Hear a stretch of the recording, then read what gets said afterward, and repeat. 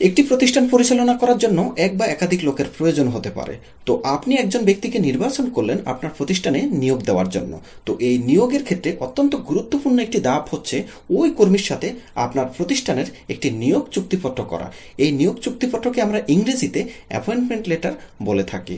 তো আজকের ভিডিওতে আমি আপনাদের সাথে আলোচনা করার চেষ্টা করব আপনারা যখন একটি অ্যাপয়েন্টমেন্ট লেটার প্রস্তুত করবেন তখন কোন কোন বিষয়গুলো এই চুক্তিপত্রে নিয়ে আসবেন, যাতে করে ভবিষ্যতে ওই কর্মীকে যদি আপনি চাকরিচ্যুত করেন বা সাসপেন্ড করেন বা ট্রান্সফার করেন, তাহলে আপনাদের প্রতিষ্ঠান যাতে কোনো আইনগত জটিলতার সম্মুখীন না হয়, এই সমস্ত বিষয়গুলো মাথায় রেখেই এই নিয়োগ চুক্তিপত্রটি প্রস্তুত করতে হবে।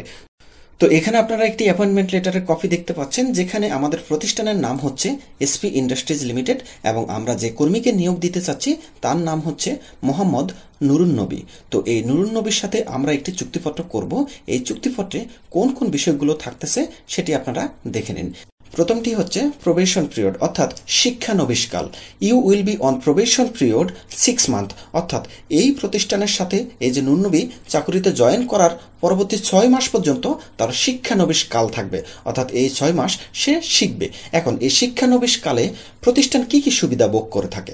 প্রতিষ্ঠানের অন্যতম সুবিধা হচ্ছে এই শিক্ষানবিশকালের মধ্যে যদি সে এই কর্মীকে না পছন্দ হয়, কোনো কারণে মনে করে যে সে এই কাজের জন্য যোগ্য আসলেই হবে না, তাহলে সে উইদাউট এনি এক্সকিউজ সে এই কর্মীকে সাসপেন্ড করতে পারবে, চাকরি থেকে বহিষ্কার করতে পারবে।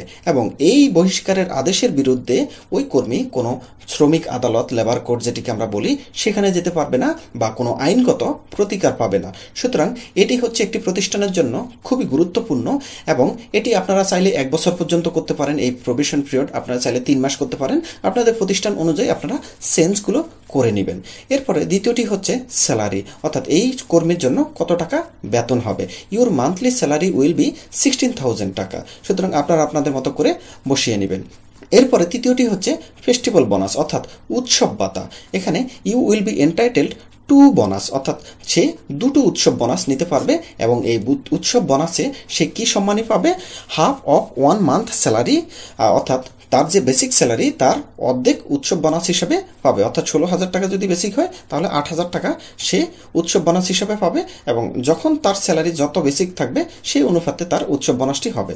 এবং ইয়ারলি ইনক্রিমেন্ট, অর্থাৎ প্রতি বছর তার চাকরির বেতন কত টাকা করে বৃদ্ধি পাবে, এটি আপনারা আপনাদের মতো করে 500 টাকা বাড়াতে পারেন বা 200 টাকা বা 1,000 টাকা যে যেভাবে পারেন সেটি আপনারা ইনক্রিমেন্টটি লিখে দিবেন। তো এরপরে পঞ্চমটি হচ্ছে টার্মিনেশন, অর্থাৎ তাকে কিভাবে চাকরিচ্যুত করা যাবে সেটি এখানে লেখা আছে। Your service shall be liable to terminated during the provision period without assigning any reason, অর্থাৎ সে যখন প্রভিশন পিরিয়ড অর্থাৎ ওই যে 6 মাসে থাকবে তাকে যে কোনো কারণ দর্শানো ছাড়াই তাকে চাকরিচ্যুত করা যাবে।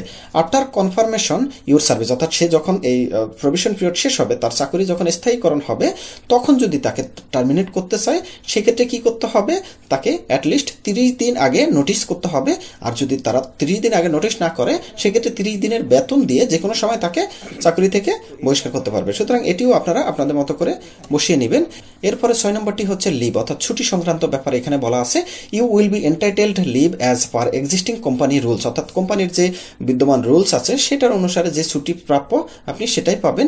এরপরে সপ্তমটি হচ্ছে এসকেআরসি। এসকেআরসি হচ্ছে গোপনীয়তা, অর্থাৎ কোম্পানির অনেক গোপন বিষয় থাকে যেগুলো যদি আপনি বাহিরে প্রকাশ করেন সেক্ষেত্রে কি ধরনের ব্যবস্থা নিবে সেটি এখানে বলা আছে যে any activities which may disclose SKRC as a hamper of the interest of company, অর্থাৎ এমন কোনো তথ্য যা কোম্পানির স্বার্থর বিরোধী হতে পারে, যেটা বাহিরে প্রকাশ করলে স্বার্থ বিরোধী হতে পারে, will be treated as a punishable offence, অর্থাৎ তা যদি আপনি করেন সেটা আইনত শাস্তিযোগ্য অপরাধ হিসেবে গণ্য হবে।